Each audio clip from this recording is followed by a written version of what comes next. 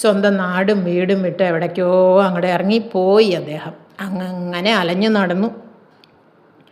അങ്ങനെ അലഞ്ഞ് നടന്ന് ഒരു ദിവസം അദ്ദേഹം ഒരു മനുഷ്യസഞ്ചാരം ഇല്ലാത്തൊരു കൊടുങ്കാട് പോലെയുള്ളൊരു പ്രദേശത്ത് എത്തിച്ചേർന്നു. നേരാണെങ്കിൽ സന്ധ്യ ആവാറാവുകയും ചെയ്തു. അപ്പോൾ ഇനി അങ്ങോട്ട് നടന്ന് മനുഷ്യവാസം ഉള്ളിടത്തേക്ക് എത്തണമെങ്കിൽ ഒരുപാട് നടക്കണത്രേ. അങ്ങനെ അദ്ദേഹം വിചാരിച്ചു ആ രാത്രി എന്തായാലും ആ കാട്ടിൽ എവിടെയെങ്കിലും ഒരു നല്ല സ്ഥലം കണ്ടുപിടിച്ച് അവിടെ കഴിച്ചു കൂട്ടാം എന്നൊക്കെ വിചാരിച്ചു. അങ്ങനെ നടന്നു. അപ്പം അങ്ങനെ നടക്കുമ്പോൾ അതിൻ്റെ ഒരു ഭാഗത്ത് ഒരു കുളവും ഒരാൽത്തറയും ഒക്കെ കണ്ടു. അപ്പോൾ അദ്ദേഹം അവിടെ കൂടാം എന്ന് വിചാരിച്ചു. ആ കുളത്തിലിറങ്ങി കുളിച്ചു, സന്ധ്യാവന്ദനം കഴിച്ചു, നാമജപവും അങ്ങനെയുള്ളതെല്ലാം ചെയ്തിട്ട് ആ ആൽത്തറയിൽ ആ രാമായണം എഴുതിയ ഗ്രന്ഥം ഉണ്ടല്ലോ അതും തലയ്ക്ക് വെച്ച് അവിടെ കിടന്നു. വല്ലാത്ത ക്ഷീണം ഉണ്ടായിരുന്നു. നടന്നല്ലേ പോണത്. ഇന്നത്തെ പോലെ വണ്ടി സൗകര്യങ്ങൾ ഒന്നുമില്ലാത്ത കാലമാണേ. അത്രയും കാലം മുമ്പത്തെ കഥയാണ് പറയണത്. ആ വിശപ്പും ദാഹവും വഴി നടന്നിട്ടുള്ള ക്ഷീണവും എല്ലാം കൂടി അദ്ദേഹം കിടന്ന ഉടനെ അങ്ങോട്ട് ഉറങ്ങിപ്പോയി.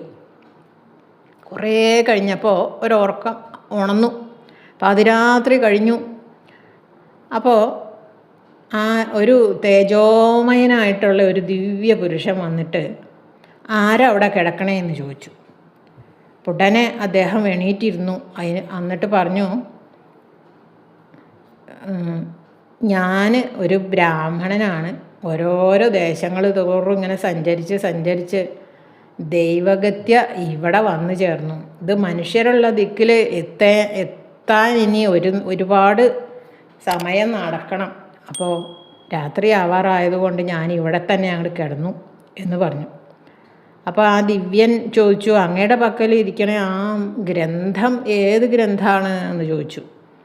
അപ്പോൾ അത് ഞാൻ പറയില്ല, അത് പറഞ്ഞാൽ അങ്ങും എന്നെ പരിഹസിക്കും, അതുകൊണ്ട് അത് ഞാൻ പറയണില്ല എന്ന് പറഞ്ഞു ബ്രാഹ്മണൻ. അപ്പോൾ ആ ദിവ്യൻ പറഞ്ഞു, ഏയ് അങ്ങനെയൊന്നുമില്ല, കേൾക്കട്ടെ, പറഞ്ഞോളൂ, ഞാൻ പരിഹസിക്കുകയൊന്നുമില്ല എന്ന് പറഞ്ഞു. അപ്പോൾ അദ്ദേഹം ഈ ഉണ്ടായ കഥകൾ മുഴുവനും പറഞ്ഞു കൊടുത്തു. തനിക്കുണ്ടായ അപമാനവും ഇത് രചിച്ചതും ഒക്കെ അങ്ങോട്ട് പറഞ്ഞു കൊടുത്തു.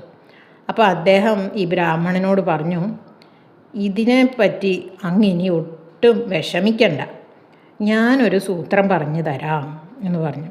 അതുപോലെ ചെയ്താൽ മതി, അങ്ങയുടെ ഈ ഗ്രന്ഥത്തിന്